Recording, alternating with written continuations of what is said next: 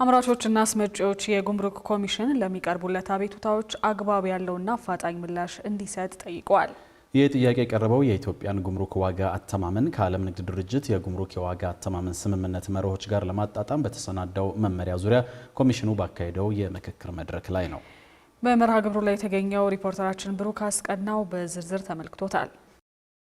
የገቢዎች ሚኒስቴር የኢትዮጵያን ጉምሩክ ዋጋ አተማመን ከዓለም ንግድ ድርጅት የጉምሩክ ዋጋ አተማመን ስምምነት መርሆችና ዘዴዎች ጋር ለማጣጣምና ኢትዮጵያ ተቀብላ ካጸደቀቻቸው ዓለም አቀፋዊ አህጉራዊና ቀጠናዊ ስምምነቶች ጋር የተጣጣመ ለማድረግ በሚል ባሳለፍነው 2017 ዓ.ም አዲስ መመሪያ አውጥቷል። በዛሬው ዕለትም የኢትዮጵያ ጉምሩክ ኮሚሽን በመመሪያው ላይ ከተለያዩ አስመጪዎች፣ አምራቾችና የጉምሩክ አስተላላፊዎች ጋር የግንዛቤ ማስጨበጫና የምክክር መድረክ አካሂዷል። በዚሁ ጊዜም የመድረኩ ተሳታፊዎች በጉምሩክ አገልግሎቶች ላይ ከዋጋ ትመና ጋር በተያያዘ የተለያዩ ችግሮች እንደሚገጥማቸው ነው የገለጹት። መጀመሪያ ሰው ዕቃ ሲያመጣ ኮስቱ በትክክል ካልተመዘገበ በትክክል መሸጥ አይችልም ማለት ነው እና ሰሞኑን ደግሞ ያጋጠመኝ ሁለት ኮምፒውተር በኤርፖርት በኩል አምጥቼ ነበረ።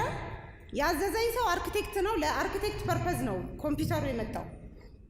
ዲጂታል እንትን ነው ጌሚንግ ኮምፒውተር ነው ተብሎ የተሰጠኝ ዋጋ 200% እጥፍ ዋጋ ነው የተሰጠኝ ዋጋ። ስለዚህ ኮዙ ያለው ፕሮብሌሙ ያለው ጉምሩክ ላይ ነው። ጉምሩክ ላይ በትክክል ዋጋ ካልተመዘገበ ሰውየው በትክክል መሸጥ አይችልም። እናመጣቸው እቃዎች አንዳንዴ ዋጋ ላይ ከፍተኛ የሆነ ተግዳሮት የምናስተናግድበት ሁኔታ አለ። እኛ የምናመጣበት ሰፕላየር በቻይና የሚታወቅ ትልቅ የመንግስት ስቴት ኢንተርፕራይዝ ነው። ከዛ ስቴት ኢንተርፕራይዝ ያመጣነው ፕራይስ ሊስት እንኳን ተቀባይነት አጥቶ ባለመጣንበት ዋጋ እንድንስተናገድ የተገደንበት አጋጣሚዎች አሉ። ኢምፖርት የሚያደርገውን እቃ በግብይት ዋጋ ተስተናግዶ አያውቅም ማለት ይቻላል። እኔ ክቡር ኮሚሽነሩ እዚህ እስካሉ ድረስ ፕሮባብሊ የኛ ድርጅት ሰራተኞች ከኢምፖርት ጋር የተያያዘ አብዛኛውም የእናንተ ዋና መስሪያ ቤት ላይ ነው ጊዜያቸው የሚያጠፉት ትክክለኛነታችንን ለማስረዳት። የጉምሩክ ኮሚሽን በበኩሉ ለጉምሩክ የሚሰበሰብ ክፍያ ከ40 እስከ 45 በመቶ መሆኑን ጠቁመው የተሰጡ አስተያየቶች የተጋነኑ ናቸው ብሏል። በግብይት ዋጋ ተስተናግደን አናቅም የሚለው ትንሽ የተጋነነ ኮመንት ይመስለኛል። እኛ ኢንተርቪን አድርገን የምንሰበስበው ከ40 እስከ 45% ነው ከስተምስ። ያ ማለት 55%ቱ ወደ ሀገር ውስጥ እቃዎችን የሚያስገቡ አስመጪዎች በሚያቀርቡት የግብይት ዋጋ እየተስተናገዱ ነው ማለት ነው። የግብይት ዋጋ ስንል ግን ትክክለኛ ግንዛቤ መውሰድ ያለብን የኢንቮይስ ዋጋ ማለት አይደለም። ቅድምም ሲቀርብ አይታችኋል። ለእቃው በትክክል እስከ ኢትዮጵያ የመጀመሪያ መግቢያ በር ድረስ የተከፈለ ወይ ደግሞ የሚከፈል ነው ተብሎ ዴፊኒሽኑ ተቀምጧል። እንዲሁም ተግባራዊ የተደረገው አዲሱ የጉምሩክ ዋጋ አተማመን መመሪያ በዘርፉ ላይ የሚነሱ ቅሬታዎችንና የሚስተዋሉ ችግሮችን የሚቀርፍ ስለመሆኑ ነው የተገለጸው። አስመጪዎች እና አምራቾች ትክክለኛ የግብይት ዋጋቸውን አቅርቦ ከስተምስ ላይ አስመርምረው አፕሩቭ የሚያደርጉበት እድል የሚከፍት ነው ብዬ ነው የማስበው ይሄኛው ማለት ነው።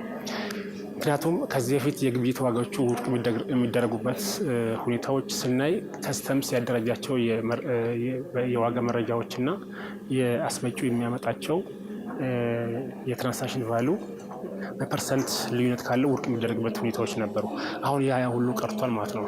ስለዚህ ትክክለኛ የግብይት ዋጋቸውን አስቀርቦ የሚመረመርበትና ተቀባይነት እንዲያገኝ የሚደረግበት እድል ይከፍታል ማለት ነው። በሌላ በኩል ደግሞ በተለያዩ ጉዳዮች በኮሚሽኑ አቤቱታ በሚቀርብበት ወቅት የሚስተዋሉ ክፍተቶች መኖራቸውን የጠቆሙት የመድረኩ ተሳታፊዎች መመሪያው በአግባቡ እንዲተገበር ጠይቀዋል።